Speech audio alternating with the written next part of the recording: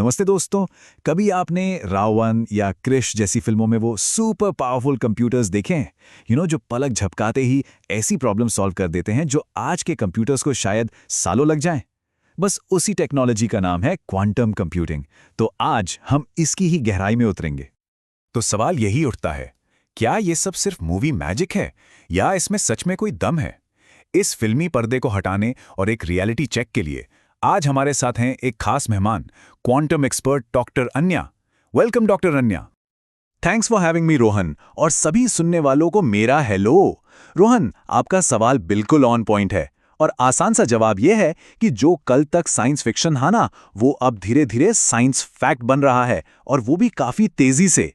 तो चलिए इसकी असली दुनिया में डाइव करते हैं। Okay, let's do this. Doctor Anya, ये क्वांटम का फंडा है क्या? सच कहूं तो नाम सुनते ही थोड़ा दिमाग घूम जाता है। प्लीज हम सबके लिए इसको एकदम सिंपल शब्दों में ब्रेक डाउन कीजिए ना। बिल्कुल रोहन, इसे बिल्कुल आसान तरीके से समझते हैं। देखिए, हमारे फोन या लैपटॉप में होते हैं बिट्स। उन्हें ना एक लाइट स्विच की तरह सोचिए। या तो वो ऑन है यानी 1, या फिर ऑफ है यानी 0। सिंपल। लेकिन क्वांटम कंप्यूटर का जो हीरो है वो है क्यूबिट। इसे एक घूमते हुए सिक्के की तरह इमेजिन कीजिए। जब तक वो हवा में घूम रहा है, वो हेड्स भी हैं और टेल्स भी, यानी 1 और 0 दोनों एक ही साथ।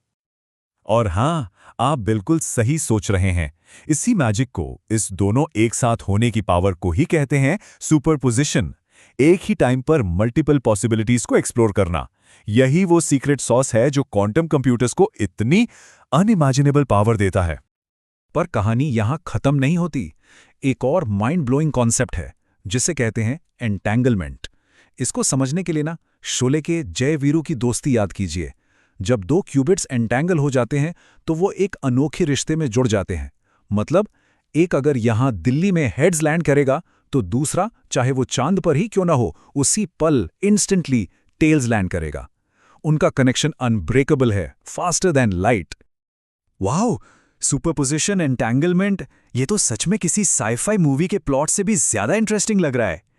तो डॉक्टर अन्या, ये सब अभी बस थियरीज हैं या रियल वर्ल्ड में भी कुछ एक्शन हो रहा है? मतलब अभी क्या सीन है? एक्शन बिल्कुल हो रहा है रोहन, और वो भी फुल स्पीड में। जैसे अभी हाल ही में आईबीएम ने ऑस्प्रे नाम का एक प्रोसेसर अनाउंस किया है। पता है इसमें कितने क्यूबिट्स हैं? 433। अब इस नंबर को पर्सपेक्टिव में डालिए। कुछ साल पहले तक ये नंबर डबल डिजिट्स में भी एक सपना था। तो ये एक मैसिव लीप है। और इस रेस में आईबीएम अकेला नहीं है। गूगल, माइक्रोसॉफ्ट, अमेज़न, सारे टेक जायंट्स इसमें पूरा जोर लगा रहे हैं। यहां तक कि दुनिया भर में छोटे छोटे स्टार्टअप्स भी कमाल का काम कर रहे हैं। और सबसे कमाल की बात पता है क्या है? क्लाउड के जरिए अब कोई भी इन पावरफुल मशीन्स को एक्सेस करके एक्सपेरिमेंट कर सकता है। So the game is truly on. ठीक है, एक race is on, tech giants are in, पर इन सब का मतलब क्या है? आम आदमी के लिए इसका क्या फायदा? इस सुपर पावर से हम आखिर कर क्या सकते हैं? What are the real game changers here? Rohan, इसके एप्लीकेशंस, वो पूरी दुनिया बदल सकते हैं। एक एग्जाम्पल लेते हैं, नई दवाइयां बनाना।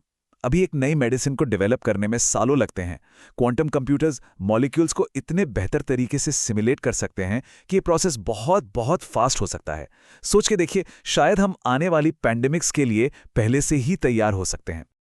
अब इसके बाद सोचिए फाइनेंशियल मार्केट्स के बारे में। स्टॉक मार्केट के कॉम्प्लेक्स पैटर्न्स को बेहतर समझना, रिस्क को मैनेज करना, बेहतर फाइनेंशियल मॉडल्स बनाना, ये सब नेक्स्ट लेवल पे चला जाएगा। Basically we could create smarter and more stable economic systems. और हां, एआई, आर्टिफिशियल इंटेलिजेंस, तो शायद इसका सबसे बड़ा बेनिफिशियरी हो सकता है।